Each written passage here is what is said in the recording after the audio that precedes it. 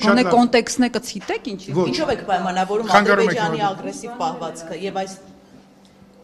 լավ շարունակ։ Ինչով եք պայմանավորում Ադրբեջանի նման ագրեսիվ կեցվածքը։ Միշտ էլ ապատեղակատվություն երբ որ իրենց պետք է եղել, արել են եւ հիմա էլ շարունակում են, ունեն իրենց նպատակները, գոնե ինչ-որ լարվածության օջախ պահեն Հայաստանի տարածքում եւ դա իրենց հաջողվում է, որովհետեւ հիմա մենք այդ ենք քննարկում, բայց դա խաղաղության օրակարգի մեր պատկերացումների մեջ չի տեղավորվում։ Դա է խնդիրը։ Բարոյանի քանի անգամ Նիկոլ Փաշինյանը այս օրերին բարբերաբար գրում էր Facebook-յան էջում, որ պատրաստ է ստորագրել, ես պատրաստ եմ ստորագրել հենց այս պահին, ասում է, եւ Ադրբեջանին կոչ է անում, որպեսզի գան բանակցությունների սեղան վերադառնա, ստորագրեն դա, բանակցություններ սկսեն ստորագրելու հետ կապված։ Այսինքն ինչ մտահոգություն կա հայկական կողմից, Ադրբեջանը ձգձգում է, որպեսզի էսկալացիա սահման իրականացնի։ Այսօր նիստից առաջ էլ բարման կարգով Գեղամանուկյանը խոսեց, որ Փաշինյանը խոսել էր, որ զինված ուժերին, այսինքն զգոնության այդպիսի առաջադրանք ինչ-որ բան է։ Չէ, շարունակեք ձեր։ Դե ուրեմն, երբ որ ես խոսում եմ, աշխատեք լռեք։ Կլինի այդպես։ Առանց որևէ միմիկայի շարժման։ Ուրեմն, ըստ էության, զինված ուժերը դրանից ոչ մտահոգվել են մեր գործընկերները, ոչ թե զգոնության պակասի խնդիր առաջանալու, այլ ավելի զգոնությունը ավելացնելու խնդիր, որովհետև հակառակ կողմին ընդհանրապես հիշեցրեցին, որ կրակելու այն մասին, որ դուք խոսում եք, գոյություն չունի։ Ամենաբարձր մակարդակով ասվեց դա, եւ իրականությունը մենք անդադ հերքելով ոնց որ թե որևէ լուծման չենք բերել այդ հարցերը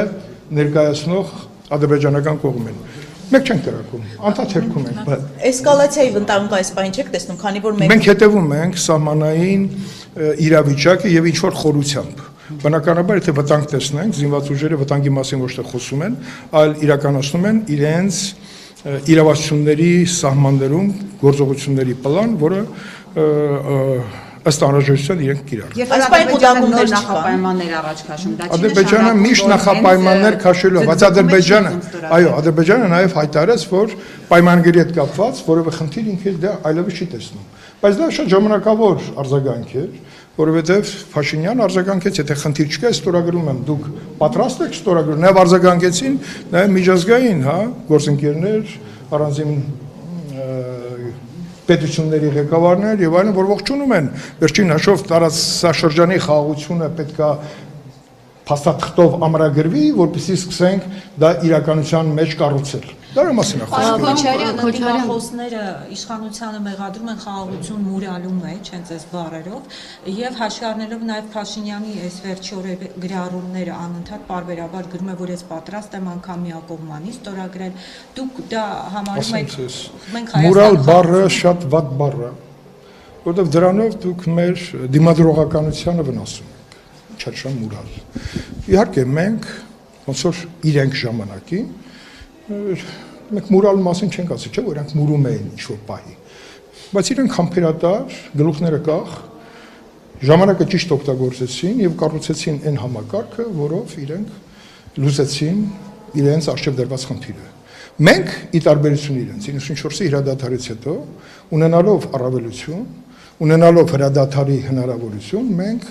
ոնց որ թե մեր հաղթանակները ստորադասեցինք այլ անձնական խնդիրների եւ մենք կորցրեցինք մեր կարողությունների մի զգալի մասը։ Եվ դա արձանագրվեց նաեւ պատերազմի ելքիով, 44 օրյա պատերազմի եւ նաեւ քարորիայի ժամանակին։ Այնպես չասենք քարորիայում հաղթել ենք, 44 օրյայում պարտվել ենք։ Ոչ, երկուսում էլ պարտվել ենք եւ դա արձանագրված է քննիչաժողովի աշխատանքների ընթացքում։ Պարոն Քոչարյան, ոստիկանության մի վարքան, ես դեսել չեմ տվել հնարավորություն, դուք հիմա սանկցիաների տակ եք։ Պարոն Քոչարյան, ոստիկանությունում տեսեք, ձեզ խանգարում է, ինձ է խանգարում տվել լրատվամիջոցը, որի անունը չգիտես ինչ է, Tribune։ Շատ լավ, ասեք, շարունակեք։ Դուք ինչ շարունակ։ Ես ուզում եմ հասկանամ Փաշինյանը անընդհատ գրում է, որ ես միակողմանի պատրաստ եմ։ Մի վարքան, դա ոչ թե մենք ընդդիմադիր, հա,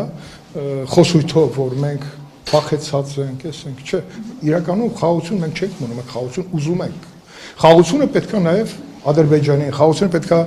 մեր հարևան բոլոր երկրներին, Իրանին, Թուրքիային, որտեղ խաղությունն է բոլորի նպատակը։ Ինչքան էլ կռվես, կռիվ անելը հեշտ է, խաղության հասնելը դժվար։ Խաղությունը դա մարդկային կյանք է, դա կորուստներ են, դա պետությունների քանդման ընդհանուր հիմնահատակ քանդման հնարավորություն է։ Ինչի՞ չապրել խաղ պայմաններում։ Ադրբեջանը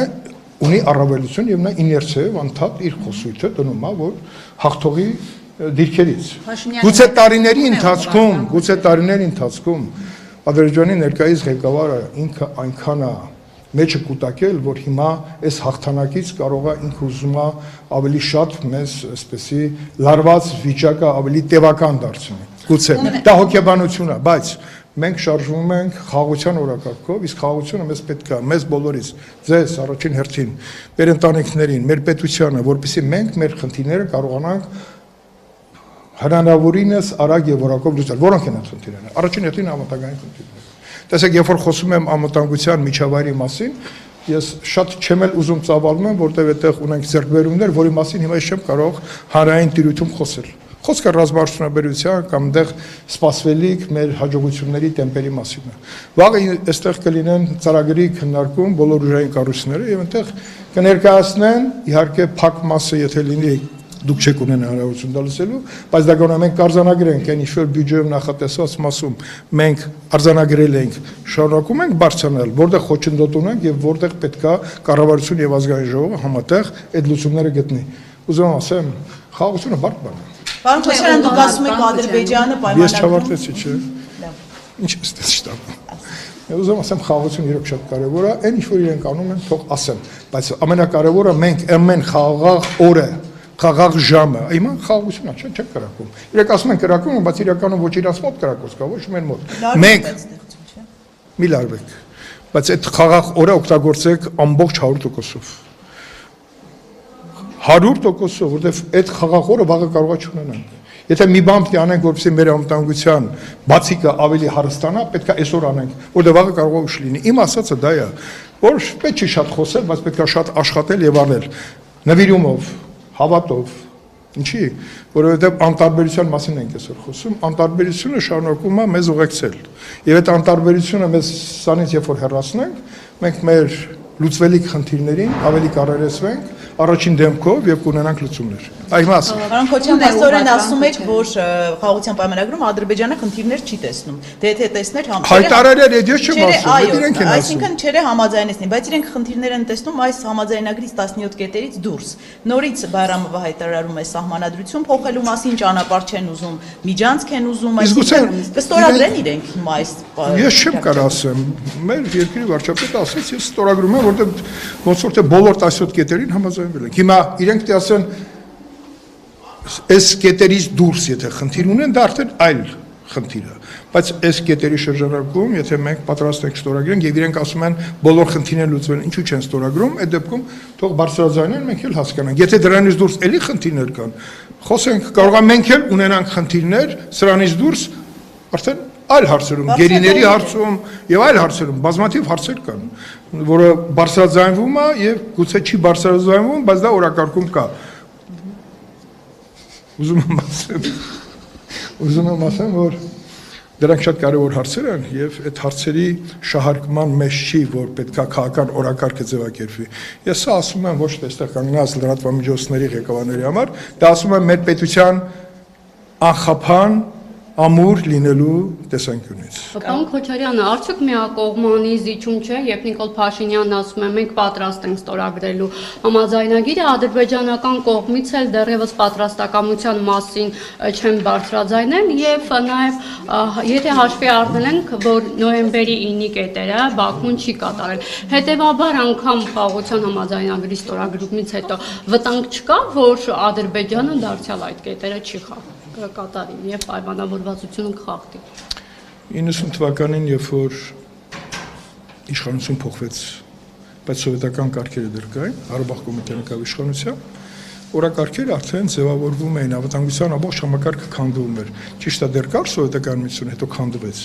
բայց անկախ պետությունները սկսեցին ձևավորվել։ Ճոճանակի էֆեկտը գիտեք։ Մենք այնպիսի դժվարություններով անցանք եւ մոռացանք, որ այդ դժվարությունները նաեւ կերտվեց հաղթանակ, ունենալով մեկ օրվա հաց, ունենալով մեկ օրվա փամփուշտ,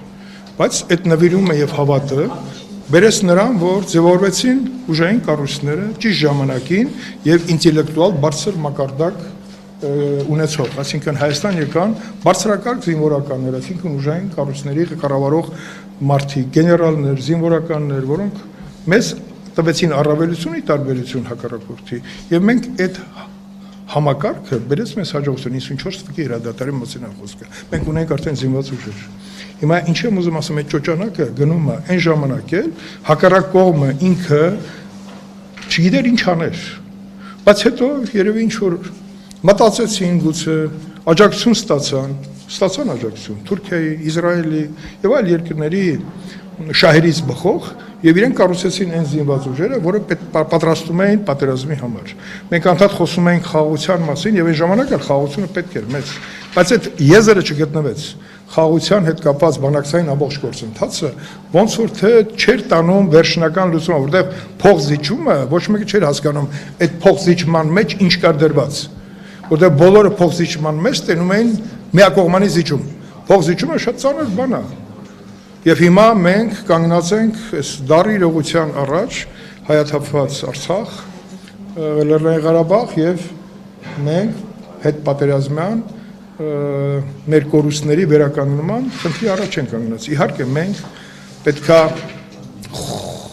խոսենք կամ չխոսենք, բայց ամեն օր աշխատենք, որպեսզի մեր երկիրը ամեն օր խաղաղության ամեն մի ժամը օրը դարձնի իր ժողովրդի համար անվտանգության կայուն բարձիկ։